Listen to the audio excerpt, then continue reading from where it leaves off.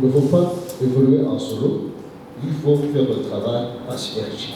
Kuva itariki 20 z'ukwezi guheze gitugutu gushika ku itariki 20 za kuno kwezi turimo kwa Munyonyo turiko duhimbaza ukwezi kugira uko 9 kwahariwe gutororokanya ibiharuro mu Burundi.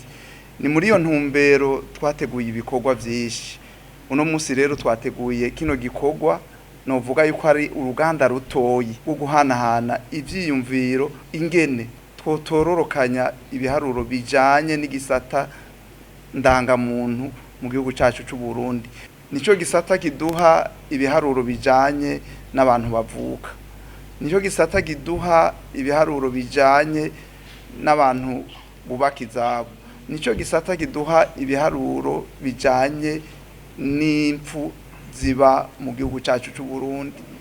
Nico gisata kiduha ibiharuro bindi byose, haba ibiharuro byo kwemera abana cyangwa ibindi biharuro by'abahukana n'ibindi. Murumva rero ico gisata uri kuvuga yuko ushaka iterambere, uri kushaka uvuga iterambere rirama, uri kuvuga yuko ushaka gushigikira intwari bereye, udafise ivyo biharuro nibaza yuko ari byo no kuvuga yuko ari byo ntango kugira ngo dushobore gushigikira koko iterambere rirama, dushobore gushigikira n'intwaro ibereye mu gihugu cyacu cy'u Burundi. Ubu rero nibaza yuko icokogwa bwa mbere nico guhimiriza abene gihugu, umwene gihugu akamenya yuko nimba vyaye umwana, uwo mwana ategerezwa kwandikwa muri vya bitabo ndanga muntu by'igihugu cyacu.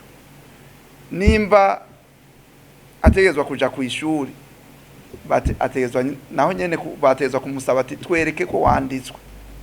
Mugaba hanini novuga yuko ari kugerageza tukaza turahimiriza abantu bose bakumva uruhara ntangere kugira ngo umuntu wese avuka kuri runo gurusi rwacu rw'u Burundi eka ndetse no kwisi yose kwategerezwa kwandikwa, akandikwa mu bitabo ndangamuntu biba byarashizweho na leta.